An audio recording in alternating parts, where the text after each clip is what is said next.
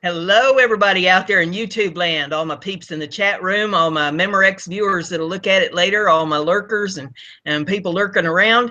Glad to have you with me today. I've got Barry Littleton here, an alien experiencer that's going to talk to us about a lot of different topics and things today that should interest about everybody. And I think we've got a couple of questions there in the chat room, and I'll scroll up here because I saw one a little while ago, and I'll pull that up and ask that one of Barry once I get it hunted down. There we go. Okay, this one wants to know, it says, thoughts can create your reality. So is it possible that your thoughts are creating these beings in your mind, which makes you believe that they are real? Kind of like how in a dream, it uses known images to portray a message. That's possible for some. That's going to be like an imagination, astral type of contact. Mine was physical, which involved missing time and physical signs of having been somewhere else. So I kind of fall in a different category as far as I definitely didn't imagine that and imagine the ships that I saw. And also I happened to be with somebody else when that happened 3 other times. And fortunately, that type of delusion or imagination is not shared. They saw the ships too, and they lost the time too. So that kind of changes it into the realm of physicality and reality more than it does some astral projection or some type of imagination of beings in that way and a thought projection. That's different. So. Okay. Well, another question popped up here. It says, Barry, how many orbs did you come in contact with at the mountain retreat? At Iseti. Okay, that's an interesting question. You know, I saw 4. 2 of them were around a friend of mine. I put up on YouTube one that's called the Holographic Mountain. Actually, a gentleman that worked out there, Albert is his name. We were just kind of walking towards, it's pretty late at night, and we saw, I saw a couple orbs behind him, and then we saw a ship after that. So he didn't see orbs, but I did. So they're pretty common out there, I'd say, but there's so much activity at that mountain that it's kind of unreal. So, I mean, seeing ships is easy. You can see ships and lights coming in and out of the mountain. You can see things up high up that you might think are satellites. You see there are 2 of them. They start powering up, powering down. So just seeing phenomenon out there is kind of common, you know, which is interesting. What would you say is the most interesting thing you saw this time around out there? There was the same experience. There's this, after I'd seen the orbs behind him, we walked into this, what they call the circle there, Pleiadian circle, just to, you know, check out the sky and stuff, and you can see the mountain from there. At this point, I start seeing I thought it was Jupiter at first around this tree over here because it was that bright. And then it starts morphing. I realized it wasn't. Then the gentleman I'm with starts seeing it. He starts almost hyperventilating when it starts, you know, like a star, what people call a Merkaba, and then it went elongated. Then it went vertical also. And it would go back into one solid orb, all right, light. And at that point, it started descending towards the mountain range because next to Mount Adams there is a mountain range called Sleeping Lady, and it kind of looks like a woman laying down. That's why they call it that. And on that is, I think it's Flathead Mountain, and this thing started descending towards Flathead Mountain. And as it descends down into the mountain, all right, it goes down out as it should for a second. Then all of a sudden it became visible again. So what I'm saying is I was perceiving it through the mountain, and that's impossible to the point of where I'm looking at it to see, okay, it must have descended in front of the mountain and my visual acuity must be off, you know. But then it says it come up above the treetop again and went back down and did it again. It did it 3 times.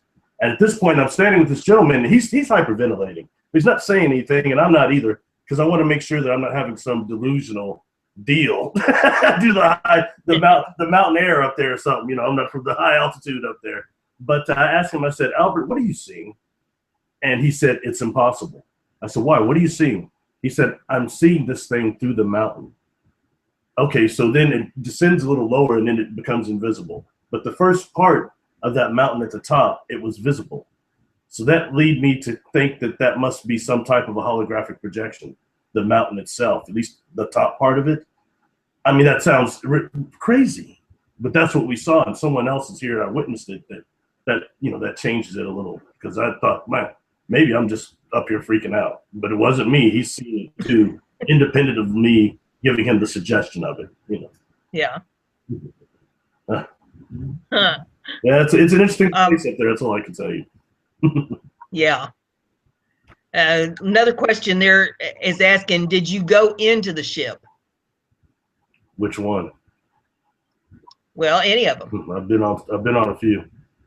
Yes. Did you go into any there at the Assetti Ranch, or was that just viewing the ones that were flying around? No, that was just more viewing. I mean, if you're telepathically active, I could pick up some telepathic information off one of them, but for the most part, it was seeing. And they've also got, quite honestly, they've got Sasquatch running around out there. I mean, they're not always visible, but if you're sitting in one of those cabins back there like I had some weird experiences back there. That's all I can say. That place is just it's definitely not like where I'm from. I'll say that. It's a real power spot. And the way James Gilliam has set it up is so that it's open for like either Sasquatch, Bigfoot to not be hunted there. And it's a large place. You got people out there meditating, trying to make contact with some of these ships. So it changes the whole atmosphere a little bit of the environment. But as far as being on a ship there, not to my knowledge, no. Okay, one of them was asking you to describe the ships that you saw out there. A lot of them appeared to be what's plasma ships, which is almost like a glowing orb of some type, or condensed light ships. Most of them look like that. The third night I was there, I was actually talking to my friend from New Zealand, and she was in a tent kind of towards what's called the Field of Dreams. And we went walking out there just talking, and we saw some that come in kind of close. And to me, they looked to be a little saucer type, That Assetti Ranch is in Washington State, isn't it? Yeah, Trout Lake, Washington. Really close to the Washington and Oregon border there. You come into I came into Portland and went from Portland to the ranch. So. Yeah. I've never been to that area. It was quite interesting. I've been to Colorado, and it's mountains there, but it's not the same type of mountainous view and that type of trees and just the thousands of trees like that. It's pretty exciting. It's a nice state. Yeah. I've never been up in that direction. I'd love to go sometime. Sounds like a lot of fun. It's pretty cool. One of them was asking earlier if we was going to talk about CERN. What do you make of that CERN collider? I honestly, when I was much younger, they used to call what CERN the Great Hadron Collider.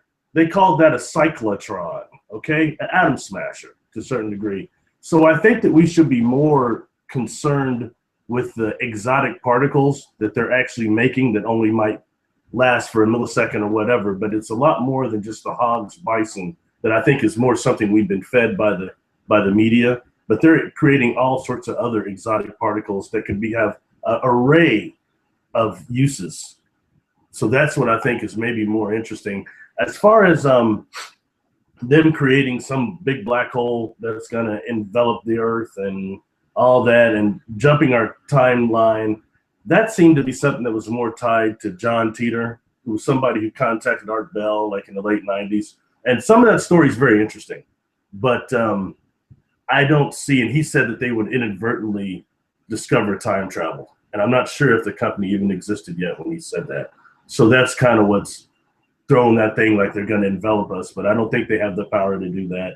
And there are a lot of other hadron colliders right now that are in operation besides CERN that people don't seem to talk about. Like I think Fermilab is one. So that's something to be advised there. And then we've got somewhere like the Anderson Institute, which I think is no longer around, and private sector that's working on true time control technology. Time that's based on frame dragging and the space curve time, as far as curved vortexes, and that's, you know, that changes everything to a different degree. People talk about the Mandela effect quite a bit now. You know, these are called closed time-like curves. Anybody wants to look that up, look up closed time-like curves and frame dragging. That's the beginning of true time control technologies right there.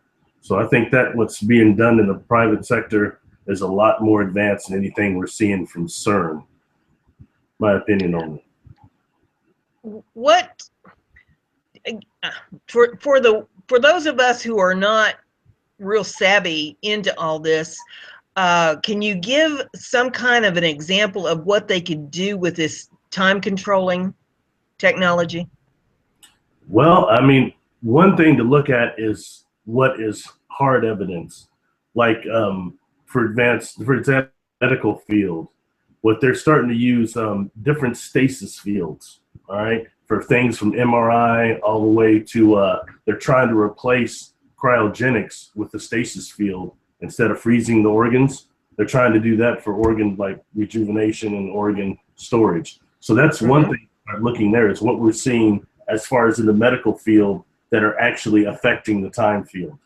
That's one thing. And I try to keep some of that more scientific and realistic. We've all heard about things like Montauk and the Philadelphia experiment, which may or may not have been true. It's not for me to judge, but right now I'm more looking at what can be achieved with modern technology and what can we see that's hitting the market right now.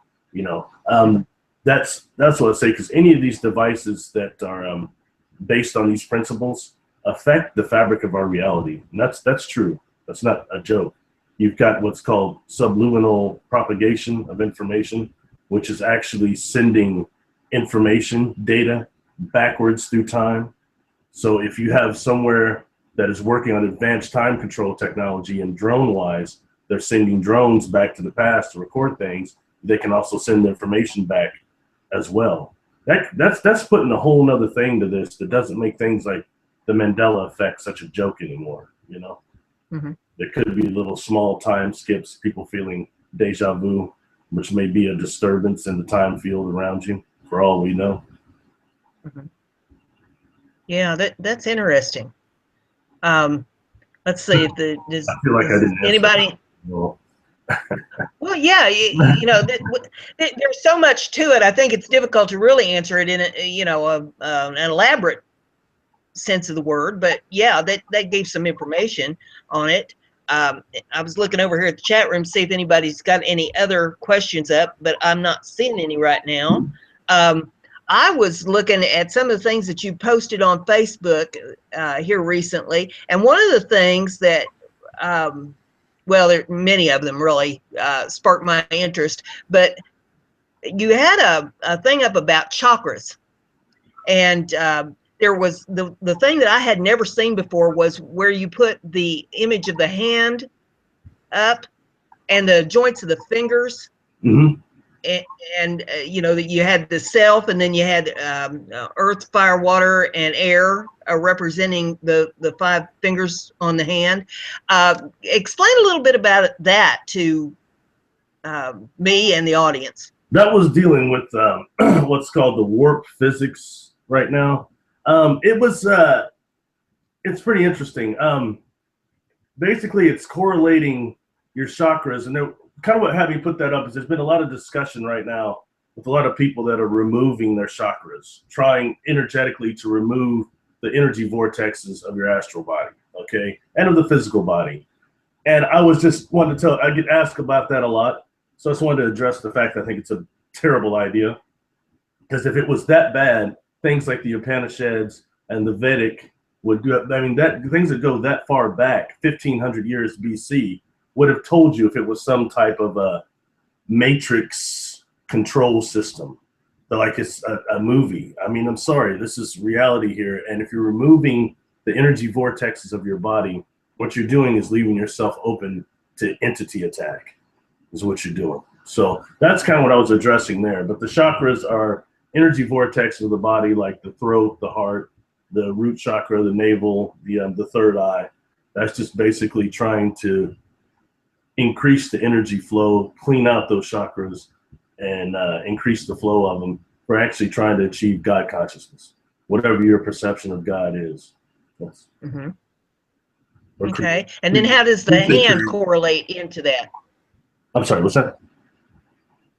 How did the hand correlate into the chakras? That one was dealing with excuse me, what's called mudras, M-U-D-R-A-S, which are actually formations of the hand to help incorporate astral energy and the energy flow to the astral body. So what those were set mudras, different formations you can make with your hand to increase that energy flow for even certain areas of the body. And that chart you're talking about was pretty advanced because it was correlating that with certain star charts and certain zodiac signs. So that's kind of putting it all into a science there, a physics type of science that chart was. So that's what the hand would have to do with that. And that also comes through with people that are hand healers and people working with Reiki, things like that. One of them I put up, I think, was actually the bone structure, how it goes all the way up, numbered down. So it's also dealing with some of that mathematics is a bit beyond me, but I put it up for somebody that is smarter than I that can probably make a better chart. Yeah, I was intrigued by it. It was, over my head. It's something that I didn't really understand. I'd need a teacher to really walk me through it, but I was very intrigued with that. We got a couple more questions in the chat room here. One of them says, do you feel threatened by the orbs? No, I don't. No. And something to be aware about, some orbs doesn't mean that they're all entities. Some of these glowing lights we see bouncing around are actually rips in the space-time continuum, okay? So it's actually kind of a tear between dimensions, universes. So some of these orbs we're seeing is actually that. And people don't always think of it that way. Since it's a light like that, it must be an orb, it must be a being or an entity. No, it could also be a universe unto itself. We have to be very careful, because once we get to a level of what they call the Merkaba body, the energy body, the dream body, it doesn't conform to the physical laws like this body does. So that means we can start doing things, becoming a vessel of some type, some way to contract our reality around us more than what we're doing now. That's when the creative principle crosses us as immortal souls, if that makes sense. Or is that? That brings me to another question. When a lot of times people will take pictures, and in the pictures, the orbs show up. You don't see them with the naked eye, but you see them on the film in the camera. What are those? Those, like I said, those could be either. Those could also be beings. The dimensions are getting kind of thin right now, and the camera has the ability to pick up things that the human visual system doesn't. So I think that's what you're seeing a lot, is just these things that are energetic flashes.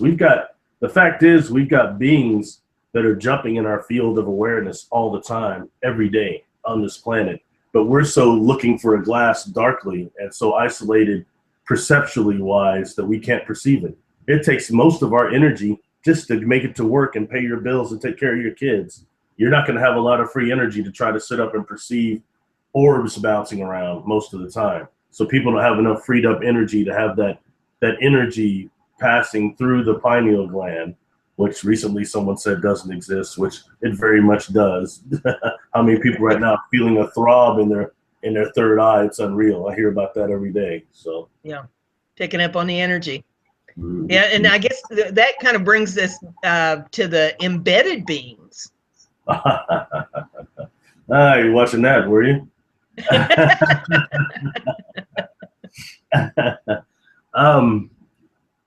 We want to go over what they are actually. Yeah. That came up. The first person I had heard talk about it was Linda Moulton Howe, and she mentioned it like probably back in the 90s once. And then it came up again recently.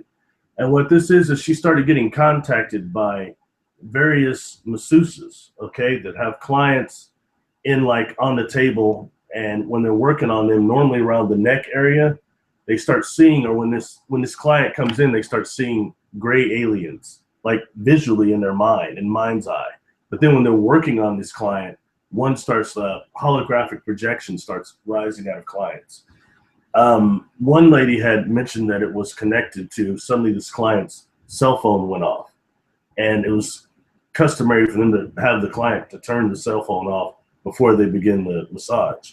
So the phone was off, but it made some type of a noise that retracted this gray holographic projection back into the client. And each masseuse said that the clients seem unaware of it.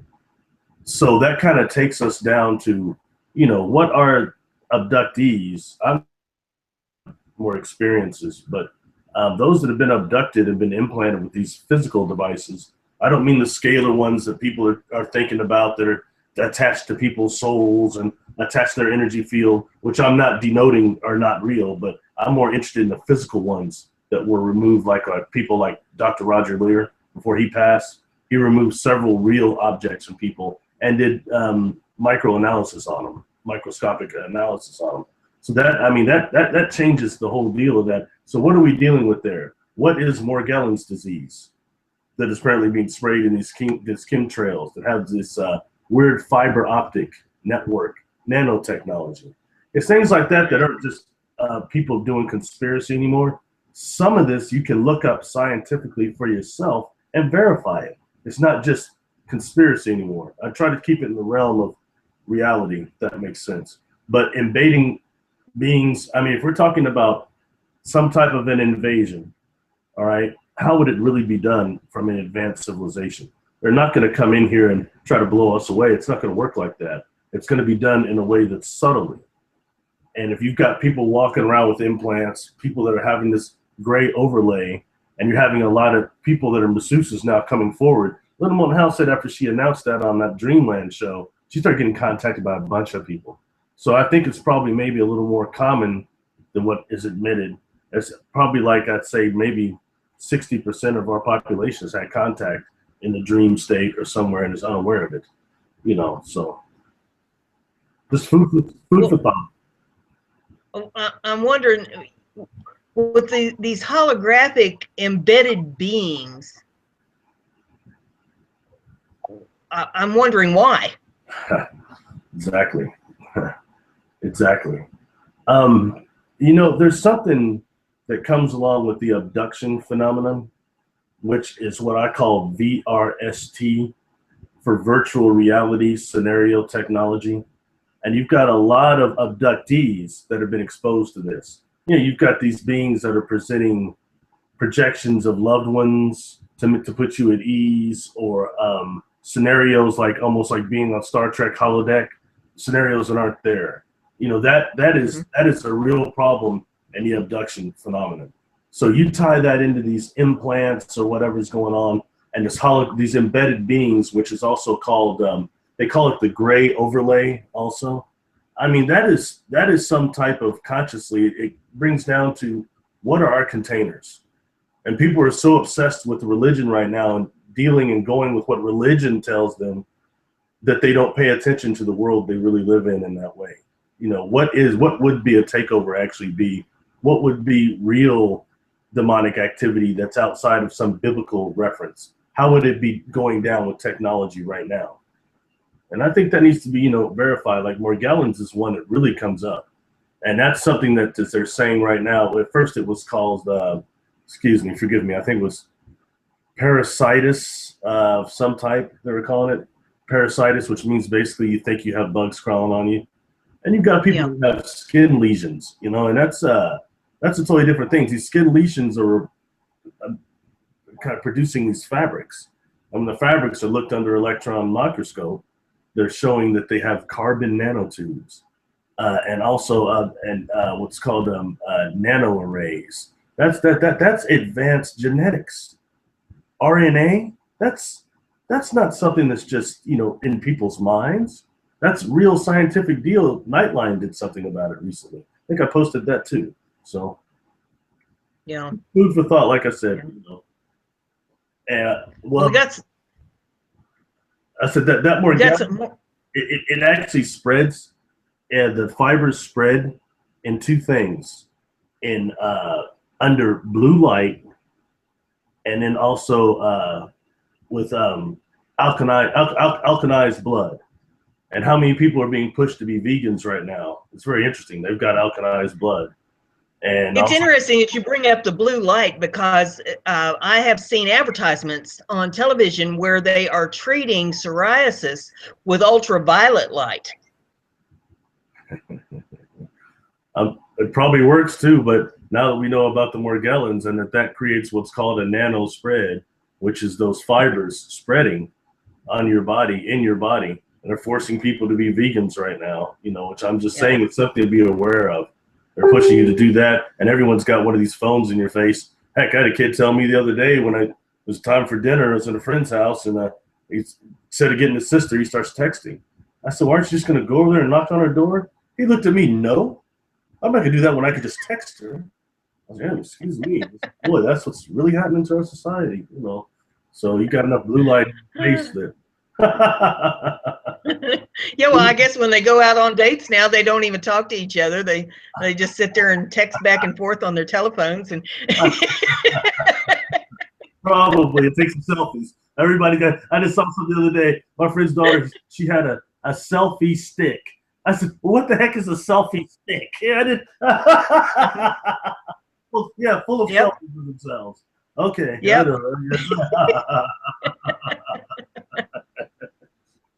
Well, we got some more questions over here in the chat room, so let's see what they've got to ask. Let's see. One of them wants to know, oh, this is a good one. Barry, have you ever smoked weed? And if so, what was your experience like?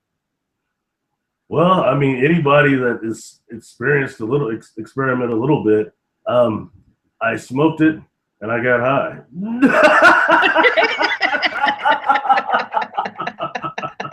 That's about it, you know. I mean, I think that our society deals with that particular drug very much wrong. You've got right now, I think we're watching the prohibition of marijuana, the same as alcohol. You know, how many states are legalizing it, how many aren't, how many are having actually, there's a big medicinal factor there that isn't just getting high, but I mean for people that have certain ailments that actually the hemp does help. So I think that needs to be addressed a little bit more than just it's the gateway drug to, which is a gateway to what I'm still trying to figure out, you know. But yeah, we could do a whole show about marijuana as far as I'm concerned, because you know, while I'm not a partaker of the plant, I do believe that it is one thing that would certainly put this country back on its feet financially if we would turn the farmers loose and let them grow all they wanted to grow. There's so many things that could be done with it. I think that that would cure the woes of the economy. But hey, you know, like I say, that we could do the whole show just on weed. Well, you know, I noticed in Washington and Oregon, because it's legal in that state, as those states, is where my state is not. But I noticed a great deal of different attitude there, you know, and same as Colorado, it's different there too. So maybe it needs to be looked at. Even the crime rate, I think, has dropped in those places a little bit. So, you know, well, yeah, they're not thinking about crime if they're hopped up on weed, you know, and they're just wanting some bags of chips. Yeah, exactly. You know. But it goes back to things like, you remember, what was it, that old show, Dragnet?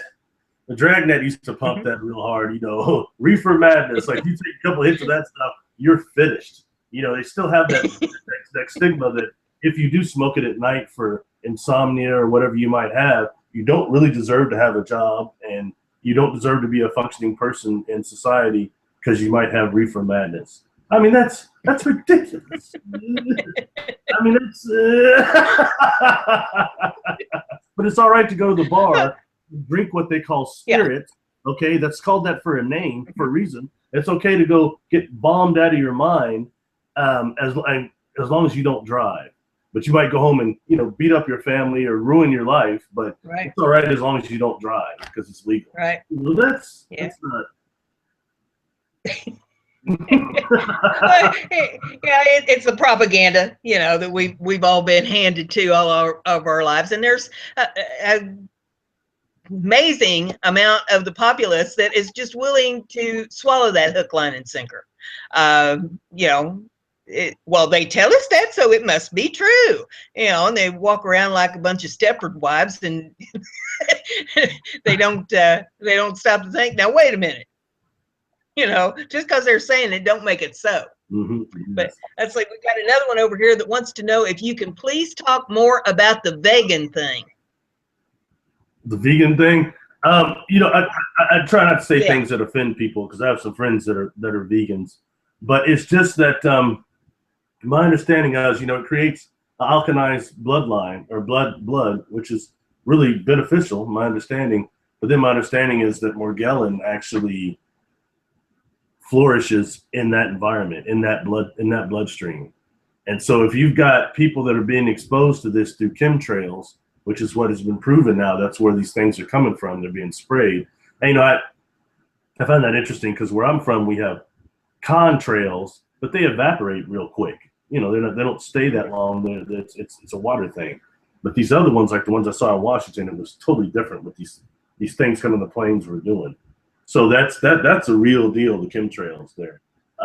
As far as the vegan thing, I'm just saying that I'm noticing it exponentially how much veganism is being forced down our throats right now and how certain people are rebelling against it. And it's different between being a vegan and a vegetarian. I once tried to be a vegetarian. I didn't last much more than a year, but I did try. And it's beneficial, you know, by all means. But veganism is slightly different. It's creating that blood more, that alkalized blood that is allowing that virus to maybe flourish in your body, that disease.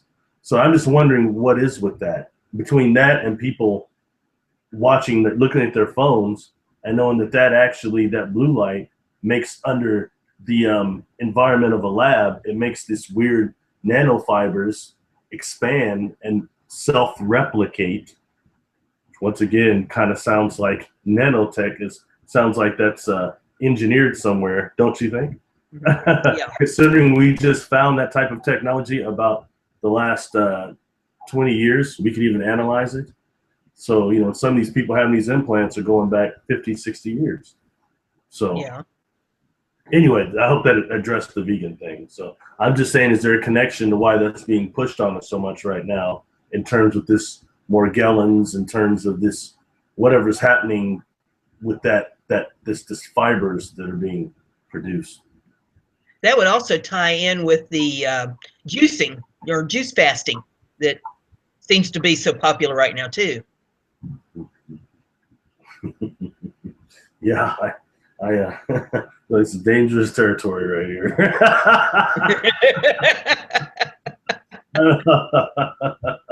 You know, I had interactions with a vegan not all that long ago, and she was also lactose intolerant and glucose intolerant.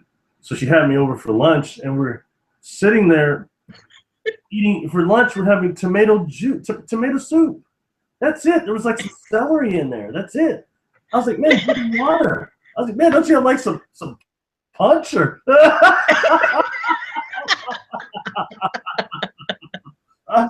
You're like that little old lady on that commercial they had years ago. Where's the beef? Yeah, the old woman, yeah. You know, I mean, I was a guest, so I just kind of had my tongue tied. I was like, man, I couldn't wait to get out of there, go get a salad or something.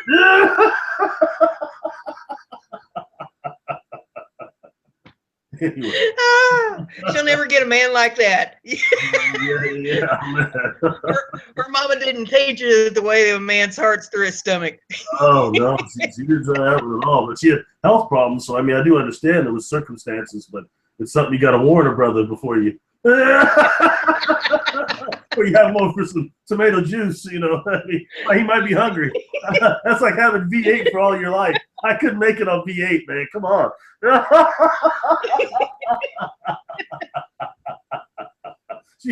Oh my goodness. Yeah. Anyway,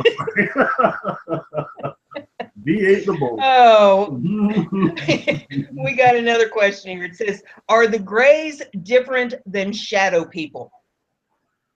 You know, my understanding is yes. Now, I've not interacted with Greys really, and I've not been abducted, so my experiences weren't like that.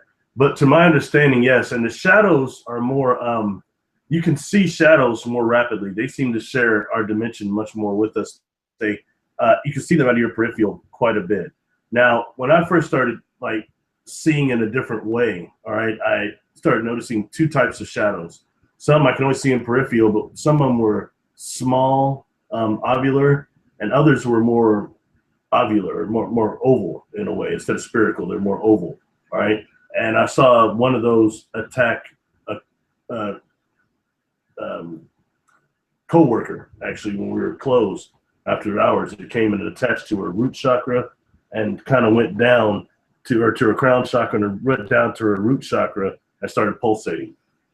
And physically, with my normal eyes, I can see her. Actually, it's a bowling alley, and she's just bowling, and she said we could bowl after hours, and she's just, I mean, she's about to make a turkey. She's knocking the heck out of those pins.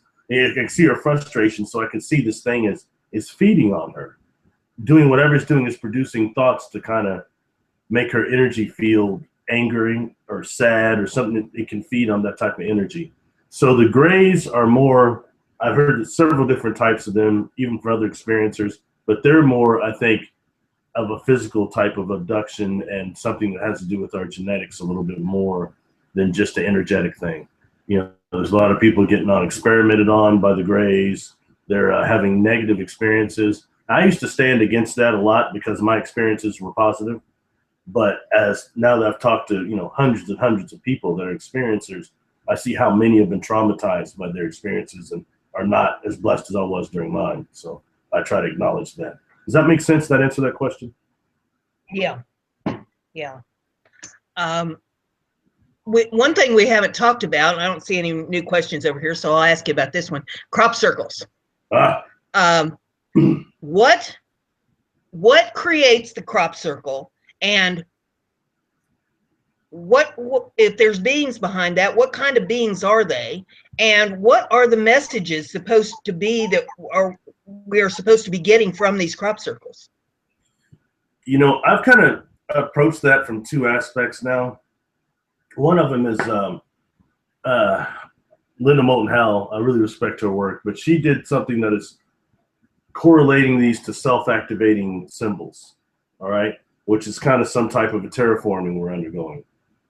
And then you've got Patty Greer. I met her at the ASETI conference there. She's on the panel with me. She's got a book or a video called The Crop Circle Diaries.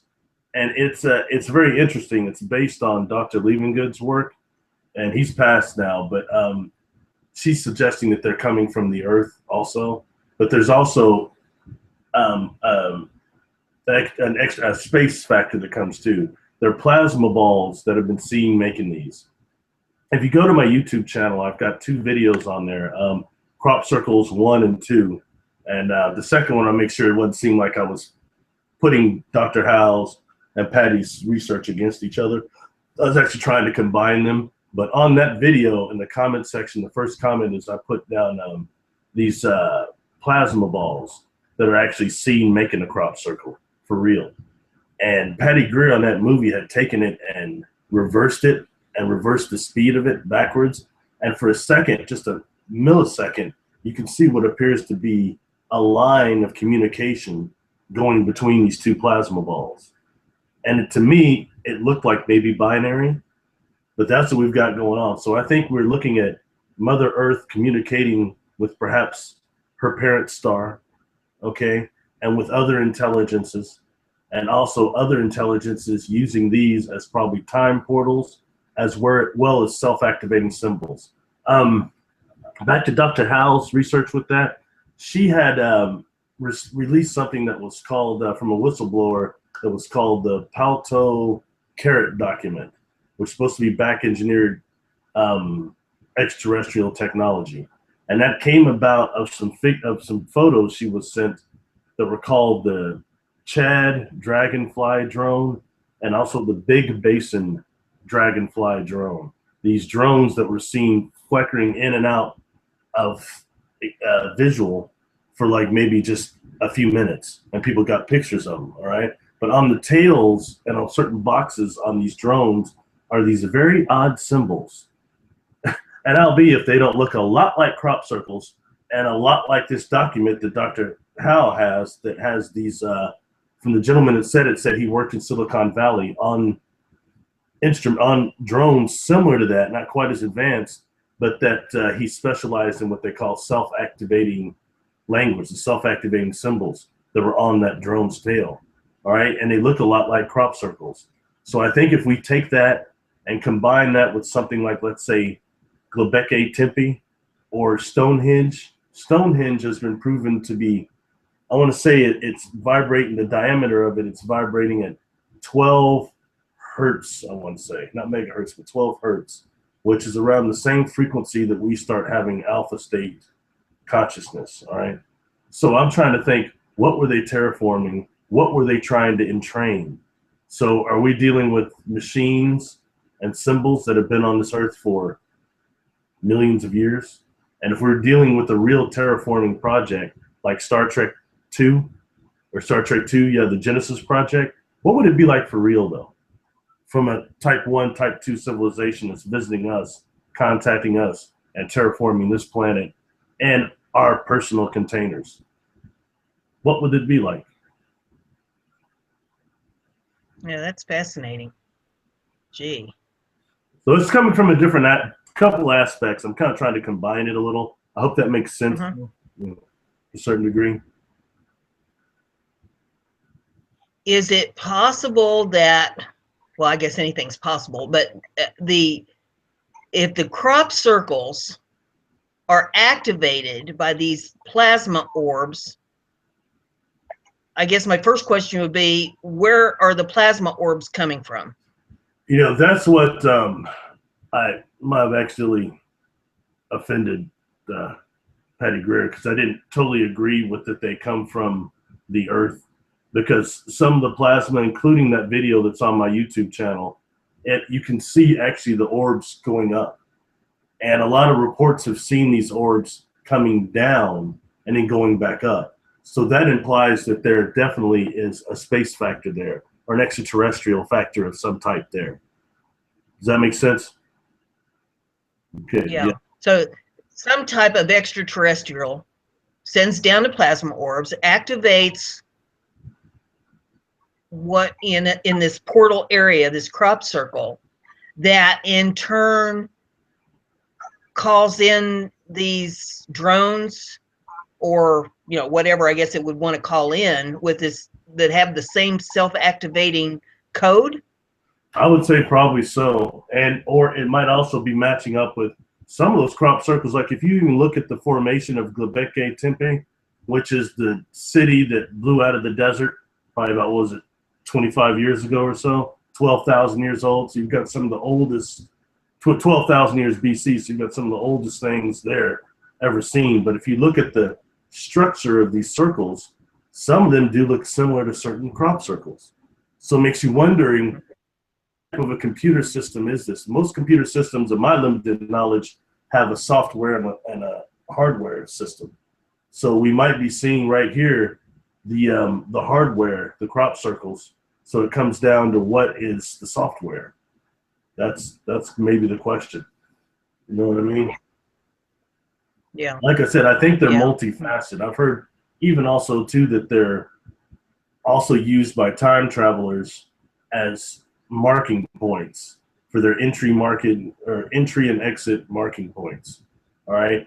And that some of these plasma balls may actually be the time travelers, which are us after we've evolved beyond the physical body and we become a type of an orb or type of a plasma type of container for our consciousness. It gets into what are truly the containers for consciousness. How many different containers are they, of what type, and how many dimensions?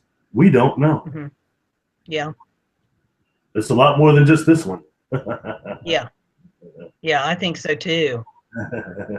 Got another question over here. It says, do you ever see groups of the small bubbles totally cover a person? No, I can't say that I have. No. Now, I've seen it afterwards, like even at a SETI, a couple of my friends were taking pictures and it looks like fine. But then when they get, on the film, actually, on the camera, they've got orbs all around them.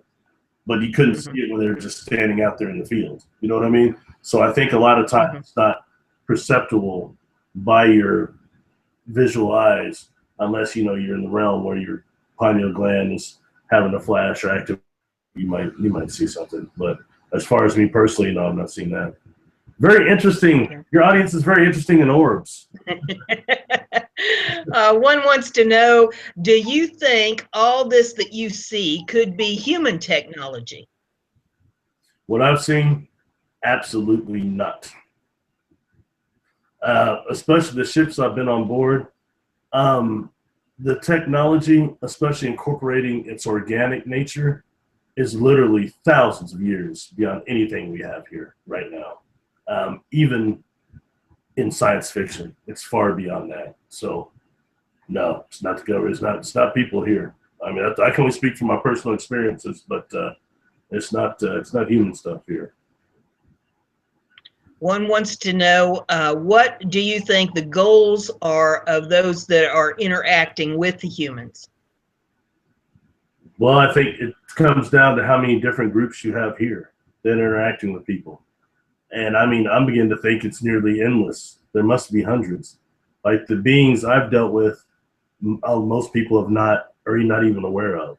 And they're not the beings that come from, oh, the Pleiades, oh, Sirius, oh, all these little places that are like almost too convenient. You know what I mean? When we're dealing with the phenomenon, it's not, these individuals, these beings were telling me, you know, there were sectors of space. They're using things like that and light years that are so far out in galaxies beyond this one that it didn't hardly make sense. You have some factions that are here obviously working on genetics for various reasons. You know, the beings I've dealt with are more interested in the preservation of Earth and said that it's been almost destroyed before and shown me things in the past. So that's, I would say that it just varies according to what group you're interested in. And we know this much, there's several factions that aren't fans of humanity and are just waiting for humanity to ruin our stewardship of this Earth, which we're close to doing now through nuclear technology, war. We're close to blowing, we're close to going down for the count. I'm not trying to sound pessimistic, but I'm just being realistic. I mean, I, like most people, can't hardly watch the news anymore. I mean, you want to get a wave of depression, watch the news. Watch the election. Good Lord. I didn't want to talk about it. I get a gray hair thinking about it. A gray hair right there. I do a current event show here at noon every day. And oh, believe me, it is a mess what is going on. It's hard to keep your sense of humor when you're looking at that stuff. I know it's difficult for the audience even just to hear it, but I'm the one having to wade through all this stuff and pick and choose, you know, what I'm going to have to bring out. Well, there's probably 5 or 6 times as much stuff that I have waded through just for the articles that I bring to the table. So, you know, for me, it's almost devastating, the amount of stuff that's going on. You know, when I was younger on HBO, they had a show that wasn't very long-lived, but it was called Not Necessarily the News. Right. A lot of what I'm seeing, it would be almost comical if it wasn't real. If it wasn't real, it's like watching Saturday Night Live, and I can't believe it. I mean, it's scary because I don't have any children, and if I did, I'd be very worried about if they're going to even have, you know, a world here in the next 30 years or so. It's getting really bad. That's just my opinion. If they'll even be here for the world. I mean, you know, that since they're starting up all these wars, you know, they're going to be trying to ship everybody that they possibly can out to fight. And you know, with the amount of technology we have now, these wars aren't going to be anything like they were in the past. They're not going to be like what we're familiar with now.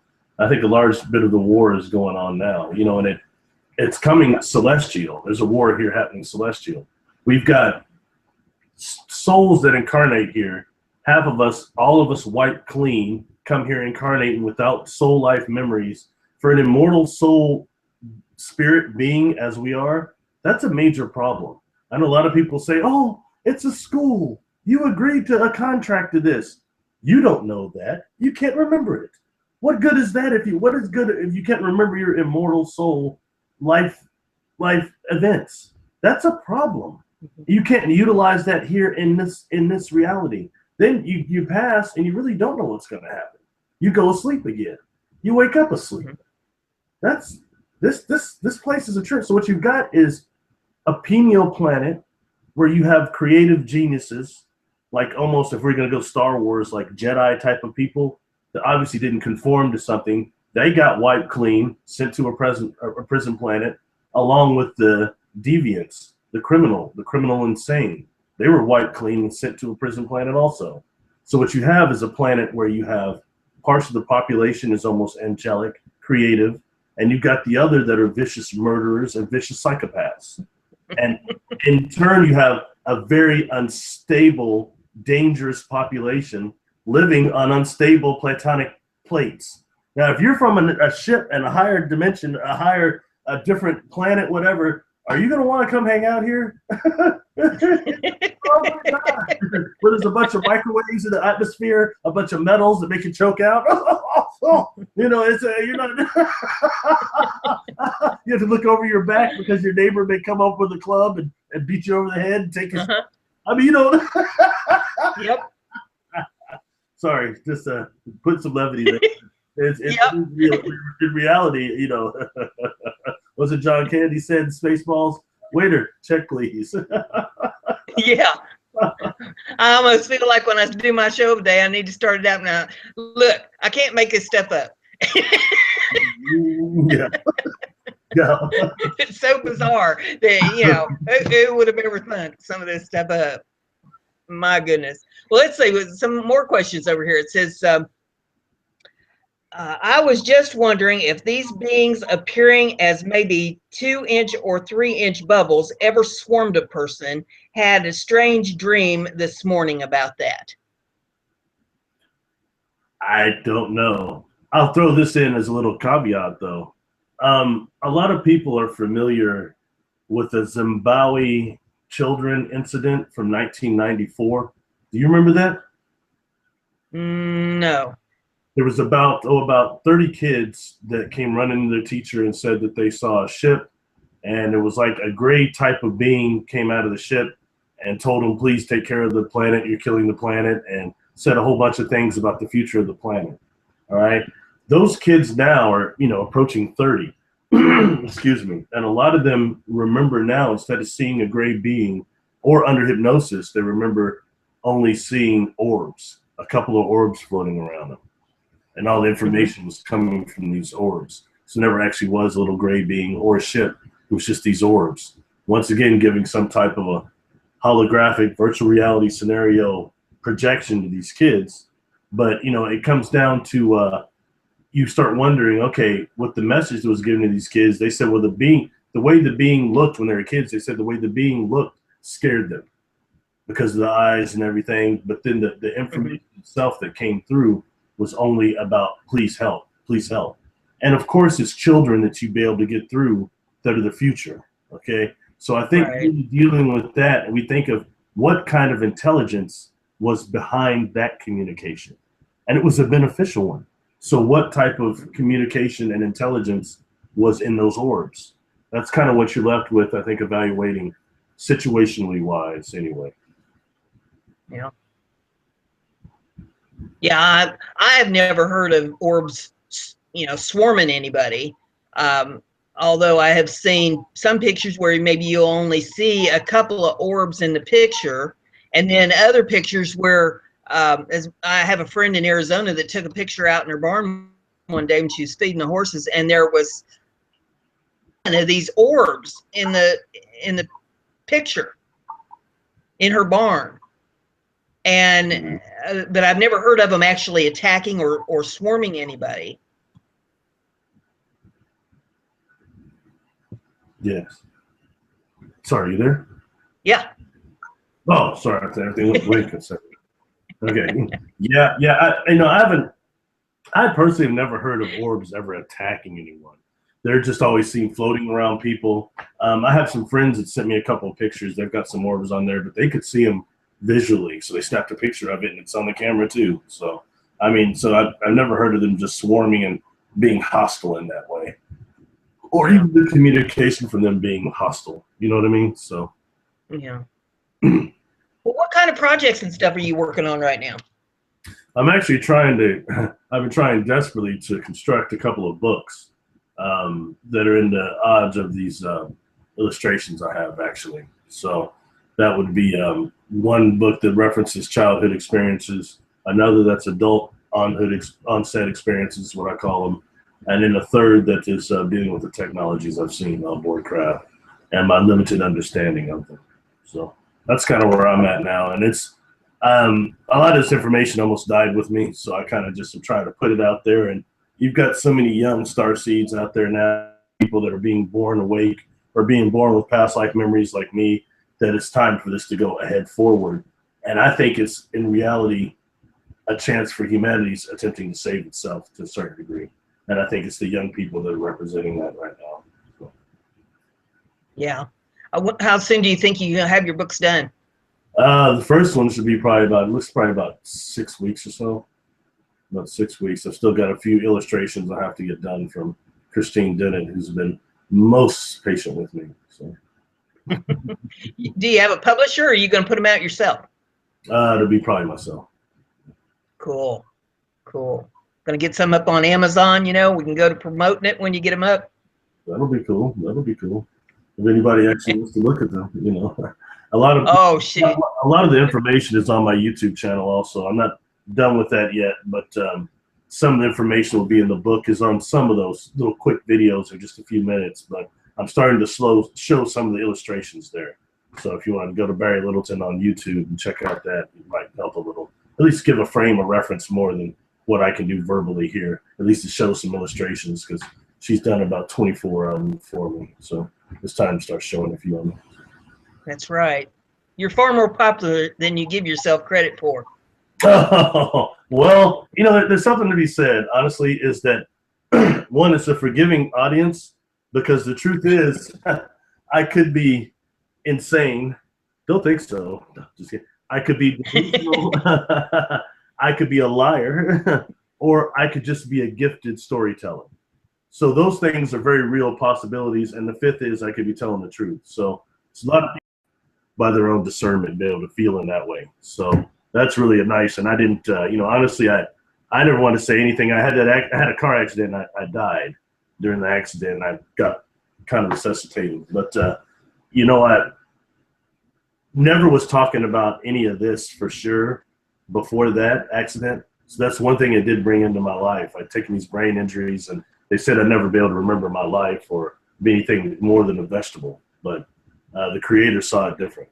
So, you know, that's kind of what's at now. So I at least owe it to Creator to try to spread the information, because it wouldn't have done much good if I would have died with it and then hoarding it for myself to enlighten myself.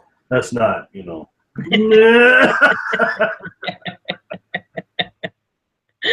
Well, say, well, I've had you here about an hour, so I guess it's probably about time to shut it down. So I will thank all the folks that we've got out there in the chat room for their questions and hanging with us today, and all the lurkers that are out there that are too shy to come in the chat room, and all my Memorex viewers that'll do it later on. Glad to have you with us today. Please like and share the video if you like what we did here, and you know, we'll have Barry back on again soon. Some more topics and stuff to talk about, and you guys save up your questions in the meantime. Subscribe to his YouTube channel, and you can find him on Facebook too. He puts up a lot of interesting things. So with that, we'll go ahead and stop the broadcast. But thanks a lot, everybody. We'll see you tomorrow at noon for Level Headed News.